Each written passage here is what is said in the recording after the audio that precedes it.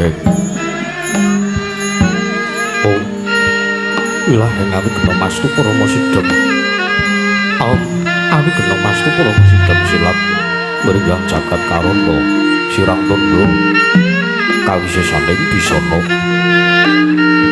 sono sinamung nanging kula wis pemangsal stantun lampahing kuda cinandur tutur katulat-tulat pringat para dewa ini sudah trengkang dina-dina pinarti tameng lalata mangga tekap wasananing gupita tanggung pralambang matumpa-tumpa marmo panggeng panggubu sang murweng kota setep jaruk dumadining wayang murwa purwakaning kondo winarik runtuting basa duweng menawa surasa mili naras saya karaos kula jare angrusa wanliwur ing diri rasa mangsa rumangsati pirjal kuang nilu kaca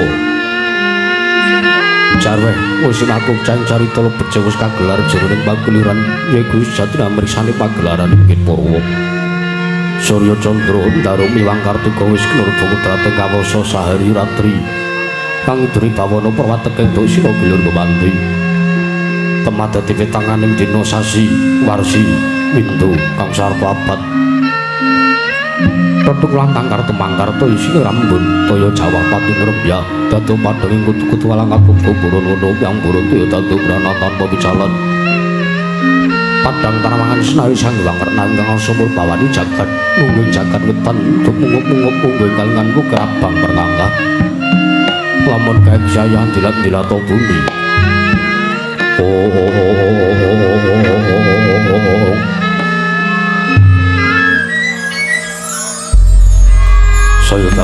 saya tahu sumur sanggang arko kapal seluruh pelangganan kudu gampang ismu jenara kapal bawan sinari sanggang basonto tanam tu kapal ijo royo amangku gunung enggang biru moyo ujoin gunung kini melan gedanu kasih dari para banjono lenggat lenggut kanto kuyuk gunung baku tomiko kang ketawis tangguh soleng kamu lotasi dina luarso angu koyo buko garap tegal sawai anglo siro tatana berdoti sinapi sendunan sesindinan mikul karo lumun dianggiring rojo kayati sawanono kirembakan somor wangi sanggangan kau sayi tangu sayi gil terus katan melosin hari jagat turun gemplat papat lor idul wetan yang bulu sinarang jagat kang sami rebut yoto rebut tejo rebut kekuwung Prandi datan wonten ingkang amat dari kekuwung Morojo negari ing Astina ya negari Gajah Huya yang liman menawi yang Guru Janggala apane kang pambukaning kondo saraturing mangke krana negari Astina tepati 120 Banjaran sinasat pantaya benawi lambe ombak samudra kinang langkut kang tanpa pakut pegating paninggal kapanto uruting Cakrawala wane-wane jakreng pemisih samane grebeng jurang corong kedepung gosirong kinarya sesuing persinawet yang sarang burung wonten ugi pasisiran Sasana Jembar kebekaning pasir gemlari garis pinggir tanam tuwang rembuyung royo-royo karang getri para wiro-wiron kelapa buwisipur pasiten pamur sadengati nandur tangkar tumangkara kamuryan dadi gunung-gunung bepanjengan ngrangsang langkut lenggak lenggok lampahe toya mijil saking sendang bening tirtane iline kang pira-pira payune kang tinampi wadhuk binendung-bendung kinarya anggilene sawah yang pategalaning ora kesmo mokal pangoleng tekan bebasan datanana bumi sajeng kageng selo sedaya tinanduran kang murakabi pandhe Bathara Isra nggelar pasapindan Yaya Rukmi Sari kang pirangga pertiwi pategalan gopo liceng kang ngrembuyi godhongane ambiyek wae nganti kaya manglung wiwitane para kewendhem para kesimpara para kumantung sadotan kuciwa cintawi tukulan kemawe sarasaning diri ingkang raja kaya tewen sansaya ngrembaka lamun sing ngglaring pangunan lamun wanci sarap saya sambil mulih marang kandangi dewi-dewi tatanana carane kandhang aku nancing palang lebet tebih saking tindak Durjana Cuti samya sayek seka kadya karo loro nusa bangsa tuwin negari ing Gajah Huya wana gungin bangun gunung kang lumrung samir staruwen tumurun ora tumerah Sabun dadi guru-guru kandungan langgung-langgung lamun dadi naliti sampun samya sampet ing sesanggepan saben tepi saged tindak sansaya sinansaya wadana bali masinamatan daya dinayan. Oh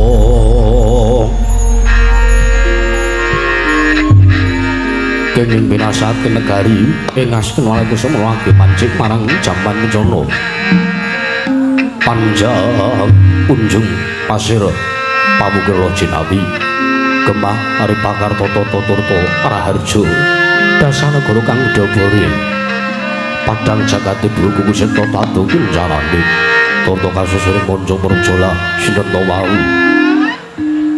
Ingin Astopu Sarang Adil Bongso Negari Yang Astino Menangiro Denu Camno Doso Namaning Sang Toto Doso 10 Nomo Wis Mestani Jejuluk Sang Toto Prabu Duryudono Ya Sang Nata Prabu Suyudana, ya Sang Nata Prabu Jaka Pitana, ya jejuluk Prabu Jaya Pitana, ya Sang Kurawindra, ya Sang Dastarastarataja, ya Sang Dastaratasiwi, ya Sang Gendari Suta, ya Sang Tripamangsa, ya jejuluk Prabu Gandharya. Nalika semana rata ing asna sampun katon mijil wonten padaring sangka aning mataring Datulaya Praja sinepa sangganing para kawula tasih nayaka Nyang Punggawa tekan berblabar yaya samudra tanpa tebi lasintang kang keparang caket dening mangarsa wonten lenggaman sapemengeraning Sang Nata nenggih pepatih mangka dalem negari Ngastina pitaleming plasa jenar nenggih Sang Repyana Pati Hari Senggundi ya Harya Suman ya Raden Trigantalpati sidem jroning pasowakan ya pasowanan pasasabun Bambararum dadi pratandha rawuh nuju negari Ngastina pandhiting saka lima sang tampa Begawan Durna ingkang amengkaraken mlinggaipun Senopati Tetwangganing Praja negari Gajahya nenggih Sang Narpati Karna Basusina ing Ngawangga ya Sang Suryatmaja ya Suryaputra tan kantun Pangeran Pati negari Ngastina ingkang katon sowan nenggih Sang Raden Arya Kartamarma sadèrèng tirta tinalang Praktidhem tatanara bane walang alisik tatanana jandung kang wani anyabawa muhung sabdanira Sang Nata Prabu Duryudana ingkang tansah dintenggo dinarantu dening sanggaring para kawula tasih tuwin sanggaring para sepuh pramila sangya para kawula samya gandeng pasisiran jejel riyel rapet pepet pipit prasasa tetepan nenggul tatan poselo labet sekating para sepuh jaya mludak gendera rontek umbul-umbul keterangan danu yayang penting bangsa labu payung megar mendi jamur barat ing bangsa rendeng tombang ngrapo jati ngaraning bangsa katiga prandening tinggal tidem jinem madaning pasewakan negari ing Ngastina nadan kondo antoton basa merotatar mampakat karsa mung swarai Pandawa pangling waranggana dadi pratandha beliau Sang Prabu Duryudana arsa medal sabda pangandika ingkang dereng kapedharing lisan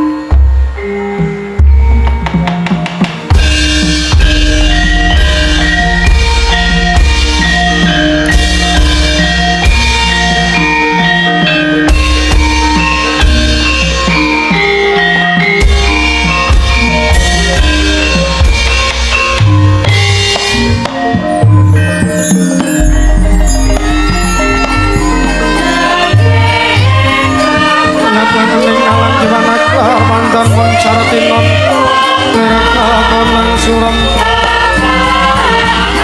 saratepan padang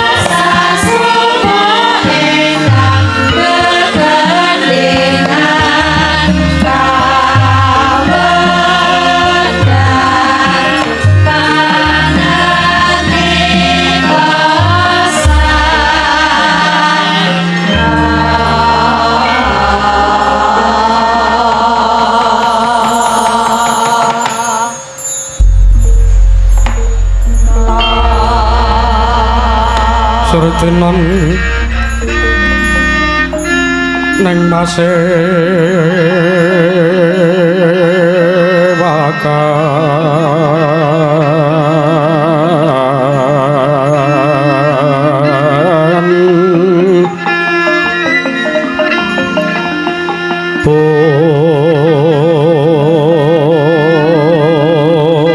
busana maneka warna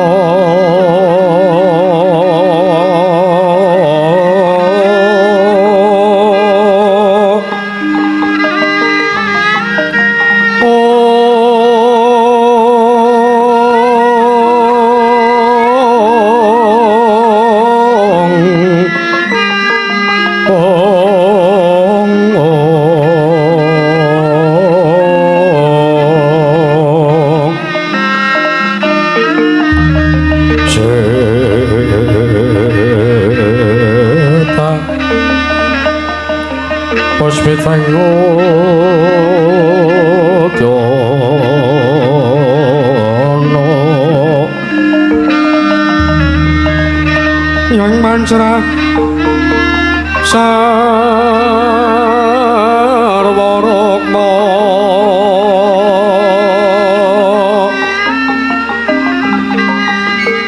parangking manik nara narawa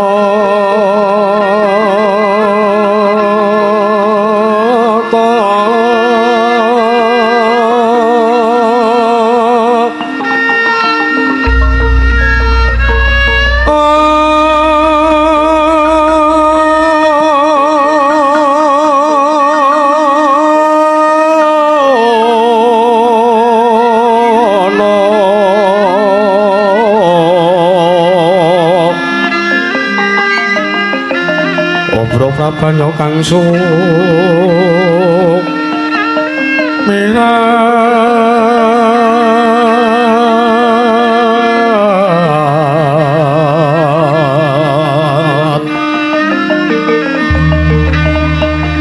kenyaring deca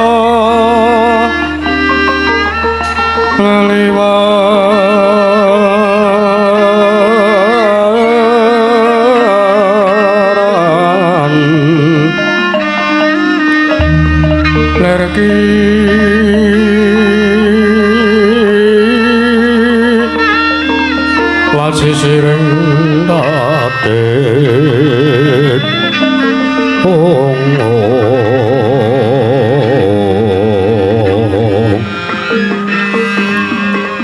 wimbo kekandha mrek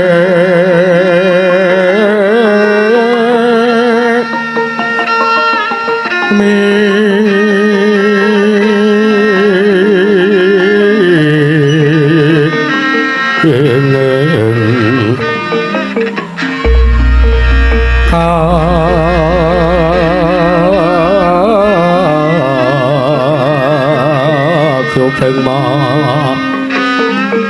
aro to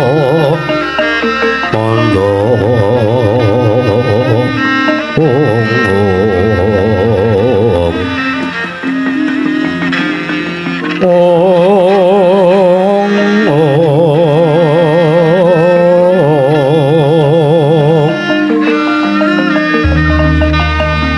saparan mangambar kungas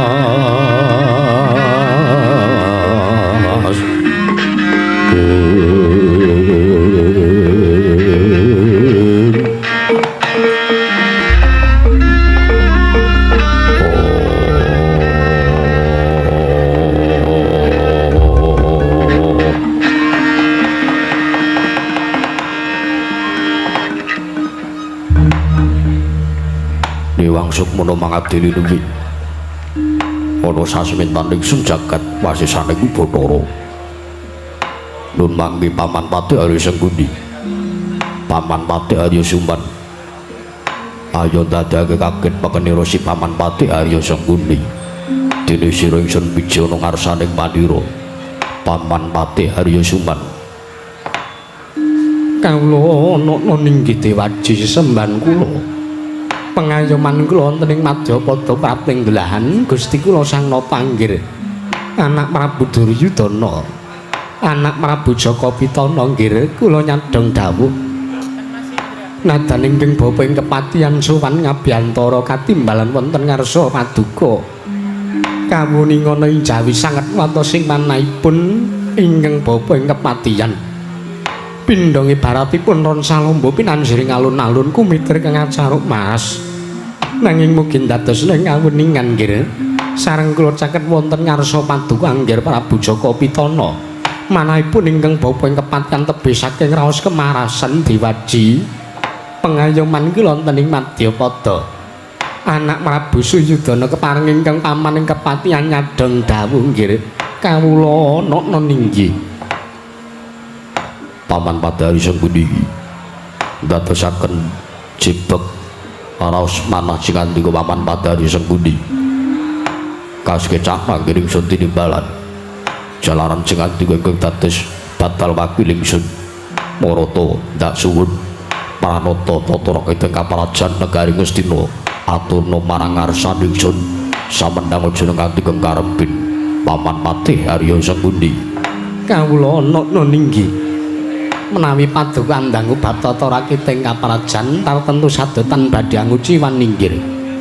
Para kawula samya sayek saeka kapti kari luhuring nusa bangsa duwe negari ing Gajah Hoya mandhapipun dumateng Sang Hyang Pradi perjurit tuwin Marasata Kurawa ingkang boten kendhat anggenya tansah gegladhen olah kridaning kaperang pramila sawanci-wanci praja paduka katemping marang muka tartentu boten badhe anggepok kanca paduka Gusti kula Sang Nata ingkang pamaning kepatihan remuk kasawurna putung sumangga kabandhemna nggih dewaji sesembahan kula kawula ana ninggih Paman Patih Arya Sanggundi gawe bumbung ana sing manah ingsun teka jangkep kang dadi aturira Paman Patih Arya Sanggundi ora liwat pakaran ingkang utama tindak nur selawase urip Paman Patih. Inggih namung keparenga dering lan sasampunipun ingkang bapa ing kepatihan ngaturaken sembah sungkem pangabekti kula kunjuk nggih Paman Patih Arya Sanggundi kula tampi dawah sami-sami sinaosa sing andika mriku pinesep kula nanging jalaran ingkang dados nalindra Temparaja Negari Ngastina mriku ingkang putra jengandika jejeripun Patih pramila sembahipun manat Paman Patih Arya Sanggundi kula tampi kentelo sami-sami boten langkung kasekecana lenggah jengandika Paman Patih Arya Sanggundi wonten Temparaja Negari Gajah Hoya.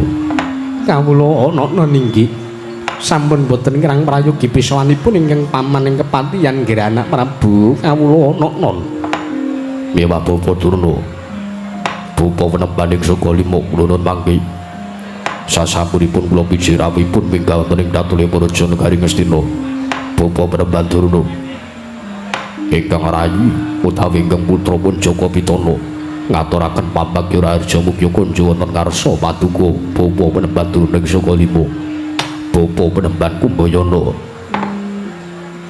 Lole astaka sumala sila bertapa sumaranti hawela gamana kula goprik gantil buntuting selikur kawula ana nggih anak Prabu kepareng paduka anak Prabu Jaka Pitana miji dumateng pisanipun ingkang bapa ing saka lima inggih ingkang bapa pun Kumbayana nggih damel kaget raos manahipun ingkang bapa ing saka lima teka dinten sakmenika paduka anak Prabu Jaka Pitana nimbali suwanipun ingkang bapa mongko beneng larat ingkang sampun dinten sakmenika sanes dinten ing pasewaken teka paduka anak Prabu Jaka Pitana nglempaken sanjaning para seba nayaka nyang Punggawa datankanipun ingkang bapa ing saka lima ugi katut wonten madaning jejiban pasewaken dinten sakmenika nggih bapa Durna iki mboten langkung kambyaka raja sampun ingkang bapa tampi nggih slamet wilujeng pisuwanipun ingkang bapa ing saka lima tan manggalangan setunggal punapa tinebena saking Rubeda Durga Mendhak Kala Sirna mboten langkung kepareng ingkang bapa ngaturaken salam taklim kula mugi katur wonten ngarsa paduka anak Prabu Jaka Pitana anak Prabu Duryudana. Bapa Durna kula tampi damel bumbung raos sing manahipun ingkang putra pun Jaka Pitana boten langkung kaprayogan lenggah paduka beban Durna saka lima klononan sampun boten kirang prayogi pisanipun ingkang bapa ing saka lima dinten sakmangke wonten Praja Negari Ngastina nggih anak Prabu Jaka Pitana miwah Kakang Adipati Karna ing Ngawunggu Kakang Prabu Surya Putra Kakang Prabu Suryatmaja sarawuh paduka rawuh wonten Praja Negari Ngastina ingkang rayipun Jaka Pitana ngaturaken pudya pangasta mugya kunjuka Kakang Prabu Karna ya jagat pangestu Krawayah para jagat Patindra Jala Dewaku nun mangke yayi sakalangkung paduka nimbali pisuwanipun ingkang Raka ing Ngawangga inggih ingkang Raka pun nerpati Karna Basusena sakalangkung damel bombong manahipun ingkang Raka ing Ngawangga karana paduka yayi Prabu Jaka Pitana ingkang ngaturaken pudya pangesta wonten ngarsanipun ingkang Raka ing Ngawangga yayi mboten langkung kula ngaturaken asung pasegan manakraminipun ingkang Raka ing Ngawangga pun Suryatmaja kula aturi nampi yayi. Kakang Prabu Karna kula nunugi sampun kula tampi akarya cancang pujang bani dumawing kijang rum kating perdaya ndadosaken cahya mercahya daging rakayuwanen Betul langkung kaprayogan lenggah patuhu Kakang Prabu Karna basusune ngawonggo. Kawula nokno ninggih. Sampun boten kirang prayogi biswanipun ingkang raka ing ngawonggo. Nyai Prabu Jaka Pitana. Apa dene Dimas Kartomarmo katengipun Kakang ing Tirta Tinalang. Padha kanthi raja sapraptane Dimas Kartomarmo ana ing Prajanegara Ngastina. Dimas Kartomarmo. Lah nun niki diwaji semban kula. Pengayoman kula wonten ing Paduka Prapting Delahan. Kepareng Paduka Gusti kula Sang Nata Kanjeng Koko Prabu Duryudana. Amiji dhumateng wiswanipun ingkang raying Tirta Tinalang pun Kartomarmo. Koko Prabu. Saestu tebih saking Rubida. Sowanipun ingkang arahipun Kartomarmo wilujeng anggen kula ngadhep wonten ngarsa Paduka Kanjeng Koko Prabu Jaka Pitana. Nanging dereng rasa sampunipun kepareng kula ngaturaken sembah sungkem pangabekti kula kunjuk sandhap padha Paduka Kanjeng Koko Prabu diwaji semban kula Sang Rata Sinuwun Prabu Duryudana ing Ngastina.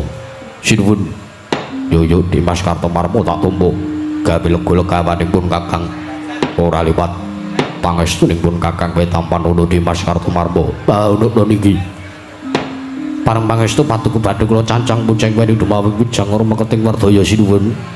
Sartane padha tatanan barisaning Purwati Bolo ingkang padha gantung sibuk. Aja nganti ingkang padha saur manuk jenenge senedya mbabarake wigatining pasewakan. Bauna niki menawa ingkang sampun dados dawuh Paduka tartentu kula badhe mangestu padha dawuh Paduka Sinuwun. Bauna niki Bawa Durna. Kula wonten dawuh. Kakang Prabu, Kula wonten pangandika dawuh Paduka Yayi. Paman Pati Ari sing pundi? Inggih kawula wonten dawuh nggih. Mesti mawon tampal kejot raos sing manahipun sangyup para pinisepuh. Jenyatanipun dinten menika sanes dinten ing pasewakan negari Ngastina. Teka kula ngawontenaken pasewakan wonten praja negari Ngastina Bawa Durna. Sewu-sewu kalepatanipun ingkang putra pun Jaka Pitana kula Tadawadana. Oh, nyuwun pangapunten lho nggih. Kula piyambak saestu ugi kaget kejot rasik manahipun ingkang Bapak ing Sokalima criyatanipun menawi kula tonton jadwalipun ingkang paman ing Sokalima menika dinten menika sanes dinten ing pasewakan negari Ngastina ning sak menika pasewakan negari Ndarawati. Nggih. Ning gandeng panyuwunan saking penjalipun Mbah Mudin. Kula namung kantun nderek kemawon ka Anak Prabu. Mekaten. Iya. Malah kula nyadong dawuh timbalan Paduka sareng kula ngadhep wonten ngarsa Paduka Anak Prabu Jaka Pitana. Keparenga lilana sekolan penggalih Paduka Anak Prabu Jaka Pitana. Ingkang bapa nedya nganglungaken janggane lingaken karna. Mastuti sabdatama dawuh Paduka Angger Prabu Jaka Pitana nggih, anak Angger Duryudana. Ih. Semanten ugi ingkang raka ing ngawongga Yayi. Mboten tebih saking pangandikanipun Bapa Durna, kula namung badhe nyadong dawuh timbalan Paduka. Ingkang raka badhe anungsung werta wonten praja negari Ngastina wonten wigatos menapa tuwin wonten pangandikan punapa saking Paduka Yayi Prabu Jaka Pitana. Criyatanipun menawi estu dinten sakmenika dinten ing pasewakan negari Ngastina tartentu Paduka Anak Prabu Jaka Pitana badhe paring cecala langkung rumiyin dumateng sangjaning para pinisepuh ingkang sami sowan sebo wonten ngersanipun Anak Prabu Jaka Pitana. Inggih nggih. Malah ingkang paman ing kepatihan kula nyadeng dawuh awit nuwun sewu gandeng sanes dinten ing pasewakan niki wau rak ming dadakan Paman Daryo nggih. ngantos kula le nyamaptake unjukan nyamaptake jatah rokok niki wau ngantos grobyakan lho nggih. Ninggal alhamdulillahipun pikantuk surya 3 slop niki. Paman Daryo iki. Nggih. Pramila kula aturi paring dawuh. Kula aturi paring dawuh sabdatama Paduka Anak Prabu Jaka Pitana menika badhe paring dawuh napa ingkang pamaning kepatihan badhe samapta ing gati saweging diri. Mastuti dawuhipun Paduka Anak Prabu Jaka Pitana kawulenanan. Bawa Durna. Kula wonten dawuh. Nyun pangapunten. Masih mawon Bawa Durna menika jalaran piyai ingkang sampun wasis waskita ing esti sampun tumus babakan kebatinan tartentu ki sampun priksa dumateng getaring manahipun ingkang putra pun Duryudana ing Ngastina. Awit sampun katingal saking cawusipun guayanipun ingkang putra. Nuwun sewu lho nggih, nuwun sewu. Ngibaratipun jernyatanipun ingkang bapa menika ngibaratipun wonten tetembungan timun wungkut jaga imba. Kula menika wonten mriki kula namung kula temandang menawi kula dipun butuhaken. Kula mlaku menawi kula dipun dhawuhi. Menika pramila senajan ingkang bapa menika mangertosi dhumateng perkawis menapa ingkang dipun gembol wonten samadaning manah paduka Prabu Jaka Pitana menawi kula mboten dipun dangu menawi kula mboten dipun sunguni priksa kula mboten mantun lho nggih kula mboten mantun jernyatanipun kula ajrih lan walatipun anak Prabu Jaka Pitana Bapak Dura iki pramila samangkang kula sampun dangu dhumateng paduka Bapak Durna kepareng kula aturi midhangetaken aturipun Kang Putra. Iya. Sejatosipun kula mriku namung bingung manggalih babagan kawontenanipun Sang Para Kawula negari Ngastina. Ingkang sampun wonten Sabta Candra rikalanggan sak menika kaya dene negari ketaman pagebluk. Jalaran kathah sangyaning para kawula ingkang esuk lara sore ketewasan sonten saged pinjang kapraloya. Tuwin kathah Sang Para Kawula ingkang sami ngeluh, sami sambat sebut ngawara. Prasasat kayata dene wis gagal, cabar, wigar. Anggenipun ingkang putra pun Jaka Pitana dados Nalindra wonten praja negari Ngastina. Kaya-kaya yen to sinengguh dening Nalindra utawa wong liyadrayan sanjabaning rangka negara Ngastina. Duryudana kae ratu kang pinethara nanging teka ora isa mernata kanane, ora isa nata kanane para kawulane. Nganti kanane padha melet-melet kaya mangkono. Duryudana mung meneng bae. Bapak Durna. Saestu kula mriku bingung. Sejatosipun jalaran lan sababipun menapa wontene negari Ngastina ketaman pagebluk. Kamangka kula ki sampun wungsal wangsul marambah makaping-kaping. Pados syarat srana kinari waliyaning praja negari Ngastina. Cabaraning damel gagar wigar tatarantung harya. Nuwun sewu. Menapa paduka Prabu Jaka Pitana sampun nyobi, sampun jajal ngrawakun Sang Para Pinisepuh pandhita ingkang wasis waskita ing Ngesti. Kinarya nambarganing praja wonten praja negari Ngastina gagal. Nuwun sewu menapa sampun dipun ruqyah kawula wonten praja negari Ngastina menika. Kakang Durna, pripun Depate? Sampeyan iki kok ya aneh-aneh. Wis cetha kawula Ngastina kuwi senengane royal kok diruqyah. Apa ora malah mung didoni sik ngruqyah. Lah nggih jeneng usaha srana menika ra nggih kedahipun mekaten. Bapak Durna. Kula wonten dawuh. Dereng tutuk anggen kula matur. Nggih. Nanging senajan temekaten kawontenanipun para kawula sampun wonten sekedhik sumeplong raosing manahipun ingkang putra pun Jaka Pitana. Jalaran rikala minggah ingkang putra minggah maring sanggar pamujan wonten ing sanggar pelanggatan negari Ngastina. Sinambi manekung puja-puji wonten ngarsaning Gusti kang murbeng dumadi wonten sasmita saking para Jawata ingkang sampun kula tampi. Wangsiting dewa samya ngendikaken bilih negari Ngastina saged waluya nirmala temajati menawi dipun tenggani inggih menika sepisan Panakawan ingkang kadempel inggih abdi kinasipun para kadang kula Pandhawa inggih menika pun Kakang Semar Badranaya. Lajeng ingkang angka kalih negari Ngastina saged waluya nirmala temajati saged uwal saking bebendu menawi dinenggan boten ketang tigang kedheping paninggal pusaka negari Mandura pusakanipun Kanjeng Koko Prabu Baladewa inggih menika kang winastan pun Kyai Nenggala. Pramila bab perkawis mriku kula pasrahaken dhumateng paduka Bapak Durna. Samangke kados pundi anggenipun badhe ngupati syarat sira ingkang sampun dipun wangsitaken dening para Jawata lumantar pasumenanipun ingkang putra pun Jaka Pitana. Bebeban anjreng kang puspita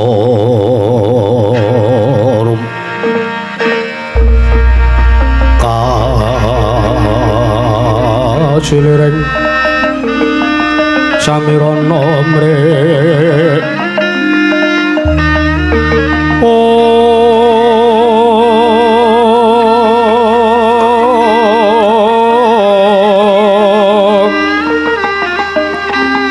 sekar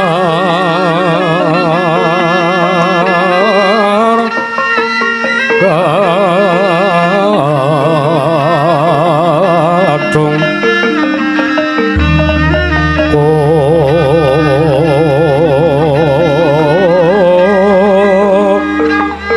ngas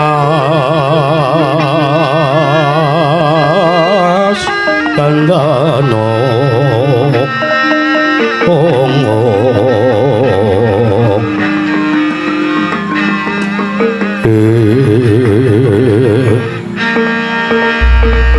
maweh raras arep naning triya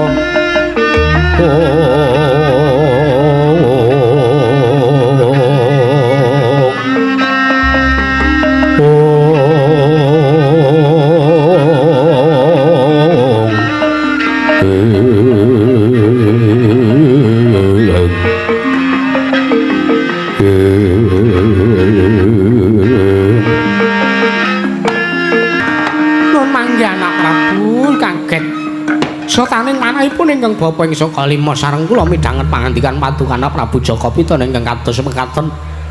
Oh, wondene katingal kok nggih ketingal. Saking ngendikanipun Padukana Prabu Jaka Pitana menika ketok.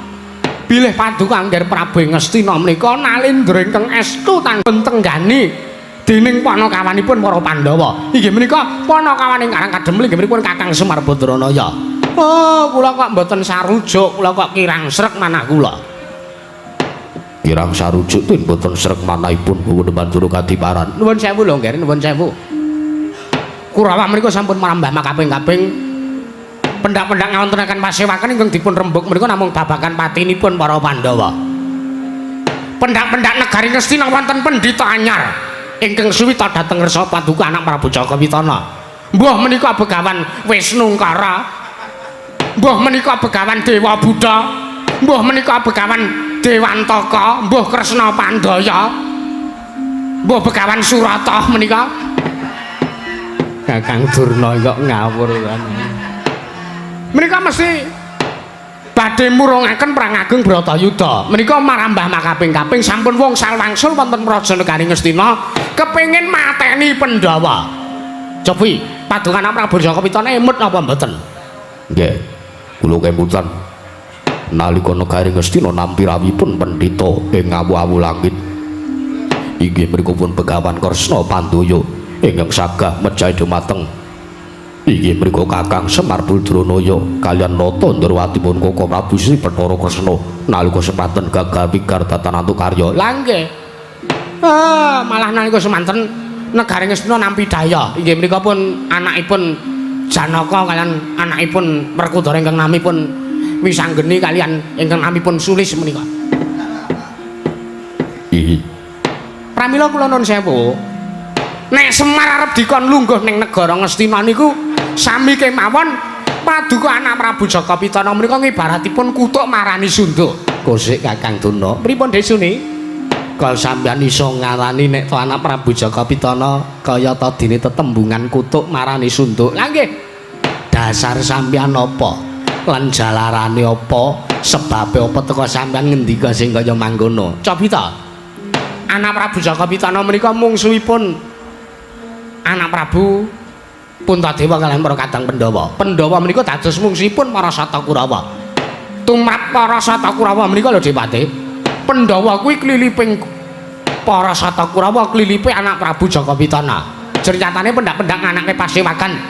Babakan kepengin gawe srana patine Pandhawa, mesti landhesaning pangandikane anak Prabu Jaka Pitana. Panjenengane ora jenjem, panjenengane ora tentrem. Tuwin panjenengane anak Prabu Jaka Pitana ora ayem lungguh ning Praja Negara Ngastina. Lamun ta Pandhawa isih urip. Ngono nggih. Terus angkut paute karo Semar apa? Hubungane karo Le Kurawa arep mboyong Semar teng Praja Negara Ngastina niku napa? Sambung rapete napa? Wong niki mengke niku Para sata Kurawa niku mboten kok ajeng nyambat Pandhawa. Para sata Kurawa niku mboten badhe iya kuwi ora-orane nek engko Kurawa njaluk tulung karo Pandhawa.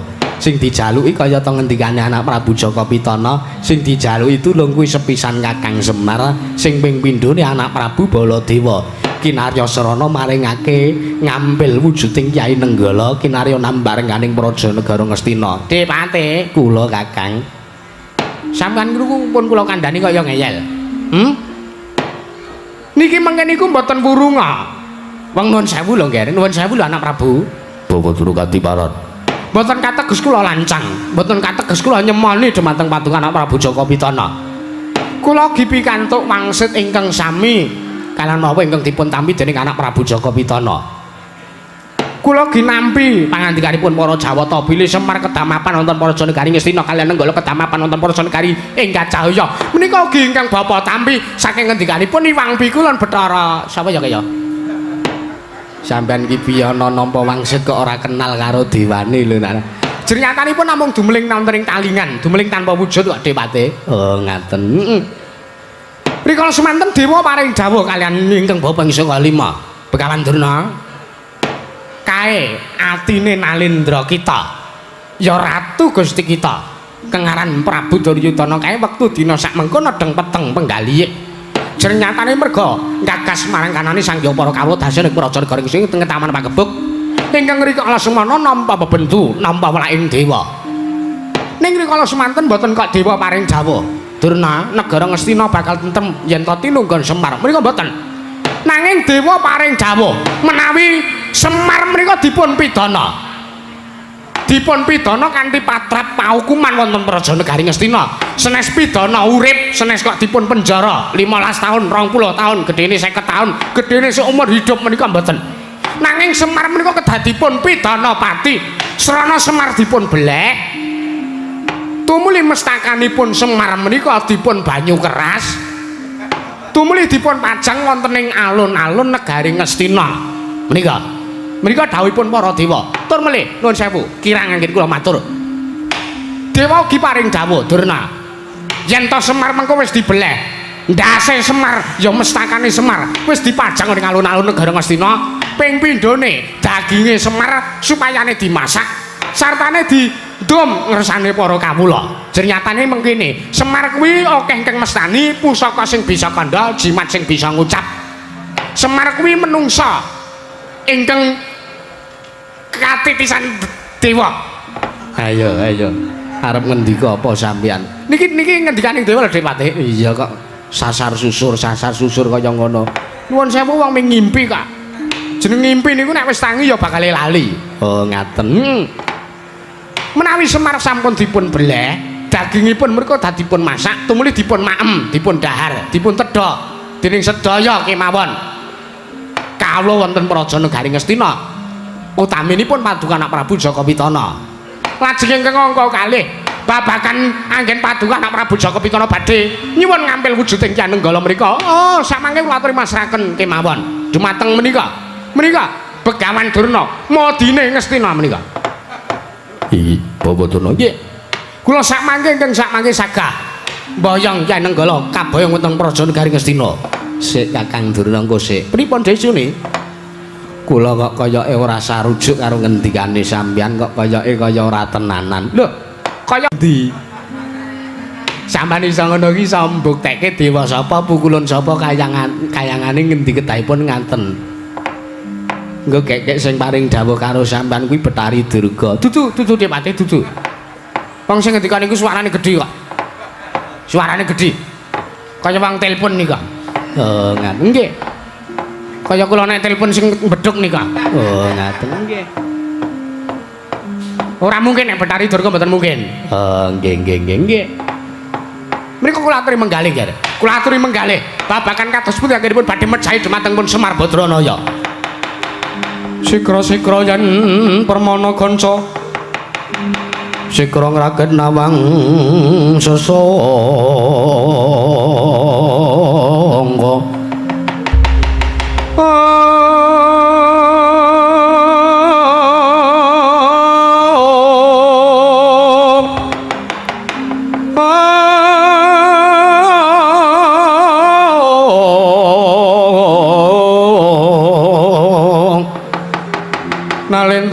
Mbok marwa sing sang katriku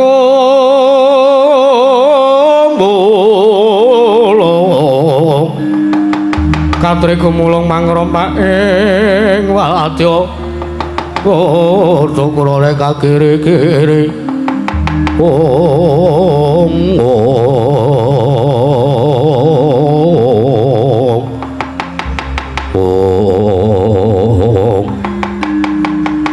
Kakang Prabu karena majalangipun lenggah saja badhe wonten atur pangandikan. Yayi Prabu nuwun mangke. Kakang Dipati karena ngawung ati pareng. Kula kinten sareng kula midhanget pangandikanipun Bapa Durna kaliyan ngendikanipun Paman Sengkuni menika kula kinten kok sareng kula petung sareng kula rasa. Menika namung boten tebih kalan aturipun bayi. Wong jenengatanipun nuwun sewu. Srana wong golek katentreman menika lho Yayi. Menika mboten metang, mbuh menika sedulur, mbuh menika wong liyandrayan. Teges Giri Lusi jalmotan kena kinira ceryatanipun sampun cetha dawuhipun anak paduka Yayi Prabu Jaka Pitana. Bilih nampi sasmita sangsanipun para Jawata. Bilih negari ngesna saged tentrem malih nirma mala temah jati jati temah mulya menawi tinunggon Kakang Semar Badranaya. Kaliyan tinunggon pusaka Kyai Nenggala kagunganipun Kakang Prabu Baladewa. Nggih. Nanging nuwun sewu. Kula badhe nyuwun mriksa miturat Kakang Prabu Karna pangandikanipun bubuturing kekados mekaten mriku. Kinten-kinten mahanani menapa mboten dumateng katuran wonten praja negari Gajahaya. Mboten. Kula kinten miturut pangraosipun nata ing ngawangga. Jenyatanipun nuwun sewu. Boten kateges kula menika badhe umuk, kula menika mangertosi dumateng legetanipun pendhita ing Sukalima menika kula ngertos. Kula menika priksa, kula menika sampun mangertosi, kula menika pun dong. Yen to sejatine pendhita ing Sukalima menika namung badhe kepengin njlomprongaken paduka Yayi Prabu Duryudana. Menika jatosipun namung kepengin mblithuk ngendikanipun Bapak Durna menika tansah ngelincipi carang papak icuk-icuk kana icuk-icuk kene adu kana adu kene pramila tinimbang mung lenggah teng negara Ngastina mung ngecapah kok ki ngomong nanging ora ketok nyatane Yayi samangke kula aturi nyawang kridanipun senopati negari Ngastina nerpati karna basusane ngawangga kula samangke saged boyong Kakang Semar Badranaya.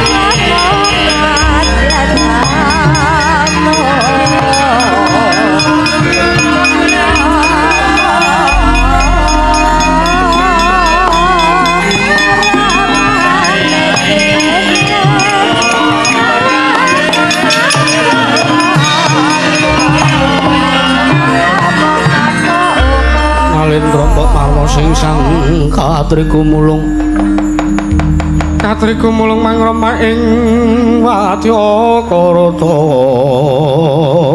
kura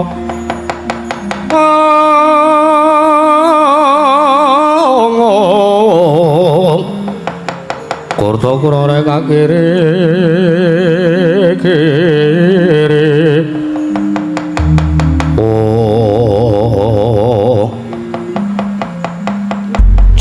Pangestu Bapak Durna. Nun.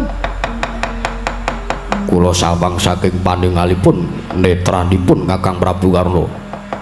Saja piyambakipun duka. Duka nggih kajenge. Wah, nuwun sewu. Nuwun sewu lho nggih anak Prabu. Bapak Durung Kadiparan. Menawi paduka ningali dumateng gelagat paningalipun anak Prabu Karna Basusne ngawangga menika. Kula kinten kok kaya le ora tenanan. Kula kinten kok kaya le ora tenanan le nyambut gawe. Le ngabdi wonten ngersa paduka anak Prabu Jaka Pitana menika kaya-kaya ora lahir batin. Mboten lahir batos dasaripun menapa? Capita. Apa ana wong temandang gawe? Apa ana wong temandang karya karo muring-muring menika? Menika teges boten lahir batin kalian paduka anak Prabu Jaka Pitana. Mboten mandes dumugi batos anggenipun anak Prabu Karna menika matur wonten ngersanipun paduka anak Prabu Jaka Pitana. Merga menawi dipun logika kanthi nalar pikir ingkang ganep. Tiyang ingkang lahir batin menika menawi temandang karya, menawi nyambut damel mesti dipun tindakaken, dipun lampahi kanthi lereming pikir, aringing napas. Bapak Durung mekaten. Iya. Kaya kula nalika kula ngutus kalian pun Bratasena. Bratasena golekna upadinen wujude kayugung susuing angin. Kayugung susuing angin menika tembung. Menika sanepa, menika tembung sanepan. Senes kok selepan menika mboten. Menika sanepan. Kayu menika teges kajeng, kajeng menika teges karep. Nggih. Gung menika gedhe. Ning nggih enten gong sing cilik niku nggih enten. Gong niku gedhe. Susuing angin menika dalan mlebu metune angin. Silit. Senes. Sampeyan iki kaya neka-neka lho Dipate. Oh, iki pasewakan ora kok neka-neka ora. Wong dalan mlebu metu angin ngene sak ngertos kula nggih niku kok irung. Oh, alah. Sampeyan kok pikirane werna-werna lho kan. Nggih ngapunten wong. Wong sing ngrungokke niku mesti pikirane ngembyang-mbyang. Susuing angin menika dalan mlebu metune angin ambekan nggih menika pun grana utawi bolongan irung kiwa tengen menika. Nggih. Senes kok niku mboten. Kakang Durna nggih. Teges menawi nggadahi karep ingkang gedhe menika kedah dipun dasari kanthi melenging cipta meneping pancandriya tuwin kedah dipun kanteni aringing napas. Mekaten. Nggih. Nanging nuwun sewu lho nggih. Nadanten semanten ingkang Bapa matur kados matur kersanipun anak Prabu Jaka Pitana. Kula aturi ngatosaken dados aturipun ingkang Bapa.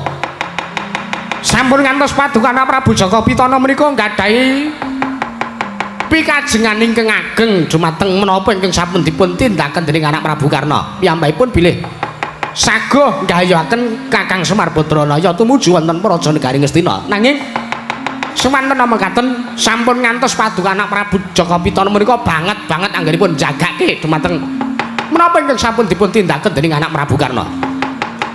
Tegesipun wasing rembak aturipun ingkang Bapa menika sampun ngantos paduka anak Prabu Jaka Pitana menika gumantung utawi sanget jagaaken dumateng kauntenipun menungsa. Sernyatanipun ayang-ayang paduka piyambak menika badhe nilar dumateng paduka anak Prabu Jaka Pitana nalikanipun paduka anak Prabu Jaka Pitana mapan wonten ing papan ingkang peteng ingkang boten wonten srengenge. Mekaten Bapak Durna. Nggih. Lajeng prayoganipun ingkang putra pun Jaka Pitana Kadiparan anggen kula nyumurupi kauntenan Praja Negari Ngastina ingkang kados mekaten mriku. Oh, nuwun sewu. Kula terima seraken sedaya menika wonten ngersanipun Gusti Kang Arya Loka. Sernyatanipun mobah mesing kauntenanipun para titah abangi jering kauntenan Praja Negari Ngastina menika namung Gusti ingkang gadhahi wewenang. Namung Gusti ingkang saged marba lan nyipta dumateng kauntenan Praja Negari Ngastina. Menawi menungsa menika sagedipun namung budidaya tuwin ngudi.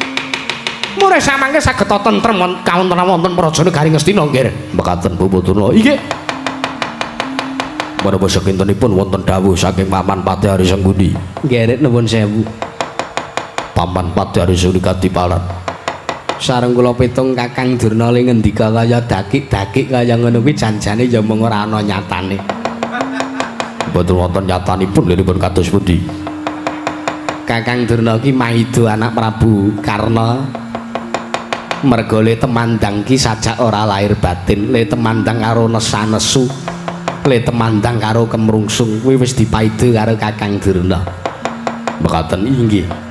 Nanging Cabita napa sekintenipun Kakang Durna menika ngaca dumateng diri pribadinipun piyambak. Kakang Durna ki maido anak Prabu Karna Basusena ning mbok kula aturi nyawang nggih. Kula aturi nyawang. Lenggahe Begawan Durna teng Prajanegara Ngastina niku napa sekintenipun migunani nek wong isane mung ngomong ngibarat tetembungan jarkoni iso ujar ora iso nglakoni napa sekintenipun menika wonten ginanipun wonten Prajanegari Ngastina nggih.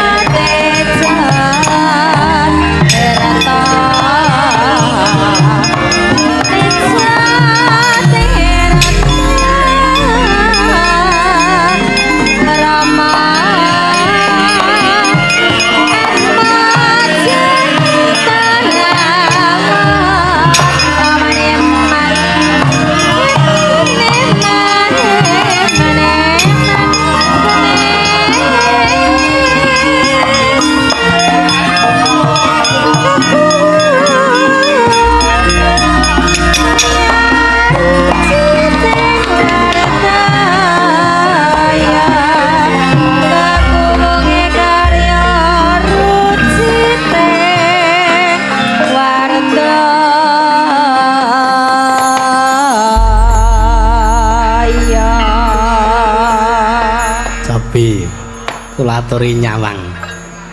Kakang Durna mbasan kula sindir kaya ngaten niku terus klepat. Klepat mawon lim melayu pencilaan ngantos nembrung Kartamarma. Piye le ra apa-apa to le? Mboten napa-napa man. Jabi, napa kaya ngaten niku? Wong tuwa ki nek le temandang ki nek ora ditendyang rumangsa kula Kak. Paman Daryo Sengkudinggi nggih.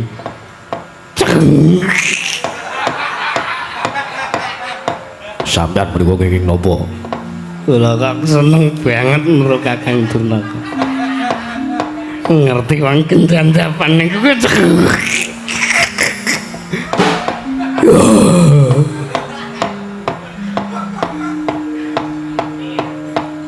remen ke remen.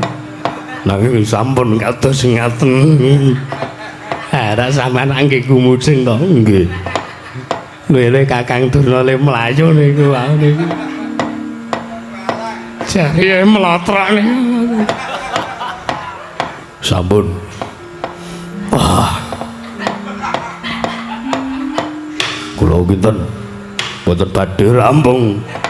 Rembugipun namung menawi namung dipun damel gumujeng nggih kepareng paduka anak Prabu Jaka Pitana Kadipalan Paman Daryo wonten dawuh kula trimiparaken pasewakan kaya-kaya wis purna jecipan pasewakan wonten madyaning negari Ngastina dinten sak menika. Kawula nun inggih kepareng kula nyuwun pamit madal pasilan. Ing atos-atos sampun kantos kados dinilari alit. Inggih. Kula sawang Kakang Prabu Karna basisra ketatipun teliti tur ketatipun rumaja tintahipun anggenipun badhe boyong dumateng pun Kakang Semar Badranaya. Mekaten anak Prabu. Pringaten kula badhe mbidalaken sangjaning para sata Kurawa. Paman Padari Sumbi ingkang atos-atos sampun kados lari alit Paman Padari Suman.